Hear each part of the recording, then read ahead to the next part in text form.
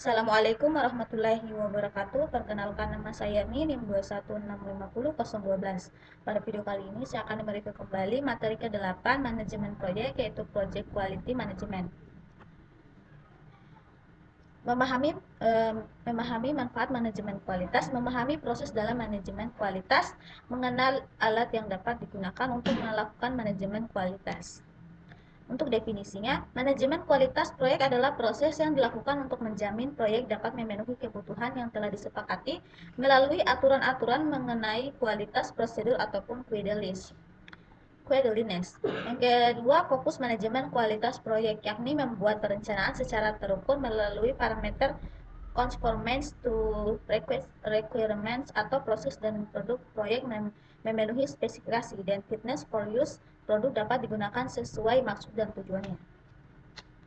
3. Proses manajemen kualitas. Yang pertama, perencanaan kualitas. Proses mengidentifikasi standar kualitas yang relevan dengan proyek yang sedang dikerjakan dan menentukan bagaimana agar dapat memenuhi standar kualitas tersebut. Kedua, menjamin kualitas. Menjalankan apa yang sudah direncanakan untuk menjamin bahwa tim proyek sudah menjalankan semua proses yang dibutuhkan untuk memenuhi standar kualitas yang relevan. Ketiga, mengendalikan kualitas, memonitor hasil-hasil proyek yang spesifik untuk memeriksa apakah sudah memenuhi kualitas standar relevan yang sudah disepakati dan mengidentifikasi cara untuk meningkatkan kualitas secara menyeluruh. Kemudian ini gambaran umum Project Quality Management. Output proses perencanaan kualitas. Pertama, rencana manajemen kualitas dapat didokumentasikan secara formal maupun informal, namun harus dapat menjadi tuntunan agar proses maupun produk proyek menjadi berkualitas, apapun standar yang digunakan. Kedua, quality metrics yang digunakan saat proses menjamin kualitas QA dan mengendalikan kualitas QC. Contohnya, reliability, failure rate, availability, dan sebagainya. Kemudian yang keempat, quality check sheet, daftar hal-hal yang harus dilakukan dalam rangka memenuhi kualitas proyek. Pertama, proses improvement plan. Kedua, quality baseline. Ketiga, project management plan atau update. Penjaminan kualitas. Proses ini dilakukan dalam rangka menjamin peningkatan yang terus-menerus dari berbagai aspek sehingga penggunaan sumber daya proyek dapat seefektif dan seefisien mungkin. Proses ini berlangsung secara iteratif dengan cara membuang semua aktivitas yang tidak memberi nilai tambah. Ketiga, tujuannya agar proses berjalannya aktivitas merupakan aktivitas yang berkualitas.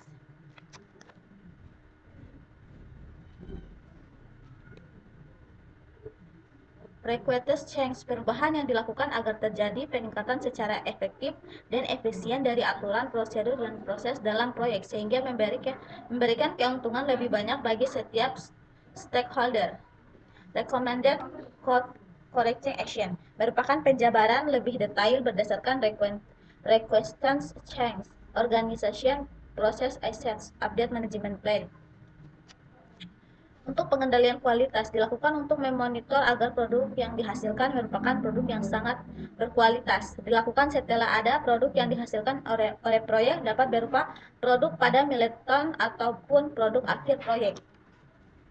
Output utama pengendalian kualitas. Pertama, keputusan baik atau tidaknya proyek berjalan berdasarkan baseline quality ataupun rencana pengendalian. Kedua, sarana tindakan korektif atau preventif atau tidak ada. Yang ketiga, saran perbaikan aturan, prosedur, ataupun proses. Alat pengendalian kualitas. Ada banyak alat yang dapat digunakan dalam melakukan pengendalian kualitas. Antara lain, yang pertama, Parrot diagram, yang kedua statistical sampling, yang ketiga Six Sigma, yang keempat diagram kontrol, yang kelima testing atau pengujian, dan sebagainya. Kemudian di sini contoh Parrot diagram. Statistical sampling, metode pengambilan sampel populasi untuk memahami masalah yang ada. Jumlah sampel yang diambil berkaitan dengan serepresentatif apa data yang diinginkan. Yang ketiga, sample size. Kemudian certainty faktor yang sering digunakan. Sini bisa kita lihat. Informasi dasar Six Sigma. Target kesempurnaan adalah mencapai tidak lebih dari 3,4 kegagalan atau sejuta peluang. Prinsip Six Sigma dapat diterapkan pada berbagai proses bisnis. Proyek yang menggunakan Six Sigma sebagai alat kendali yang kualitasnya biasanya menggunakan 5 fase pengembaraan yang disebut DMAIC. DMAIC mendefinisikan masalah atau peluang, proses, dan kebutuhan pelanggan. Measure atau mendefinisikan pengukuran dan mengumpulkan pengaturannya dan menampilkan data. Analyze membedah masalah yang mendapatkan peluang peningkatan kualitas atau biasanya menggunakan fishbone atau Ishikawa diagram. Improve memisteriasi solusi dan ide untuk menyelesaikan masalah yang berkaitan dengan kualitas. Improve ide menyelesaikan masalah yang berkaitan dengan kualitas. Kontrol, verifikasi kestabilan peningkatan dan solusi yang sudah diprediksi. Keunikan Six Sigma.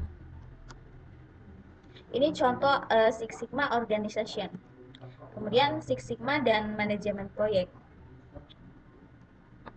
Six Sigma dan statistik. Sigma berarti standard deviation. Dalam metode ini, standard deviation menyatakan seberapa besar variasi yang ada dalam sebuah distribusi data. Standard deviation adalah faktor utama dalam menentukan jumlah unit kegagalan dalam sebuah populasi. Standar deviasi kecil menyatakan data berkumpul di sekitar pusat data dan hanya ada sedikit variasi dari data tersebut. Data berdistribusi normal adalah data yang berbentuk lanceng, yaitu data yang simetris terhadap rata-ratanya. Standar deviasi dan distribusi normal. Kemudian Six Sigma dan defective units. Tabel konversi Six Sigma. Jumlah unit yang dikerjakan dengan benar melalui proses-prosesnya. Jumlah unit yang gagal memenuhi kebutuhan pelanggan.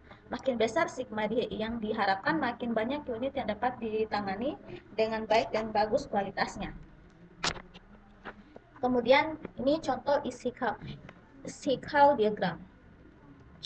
Quality control chart dan the 7 rule. Contoh diagram kendali. Testing atau pengujian banyak digunakan dalam proyek-proyek IT. Banyak profesional IT yang melakukan testing hanya di bagian akhir pembuatan produk. Testing seharusnya dilakukan pada tiap tahapan dalam siklus hidup pembangunan proyek. Maksudnya produk. Testing takes in the software development life cycle. Kemudian ini Gantt chart for building testing into a system development project plan. Mungkin itu saja yang dapat saya jelaskan. Lebih dan kurangnya mohon dimaafkan. Wassalamualaikum warahmatullahi wabarakatuh.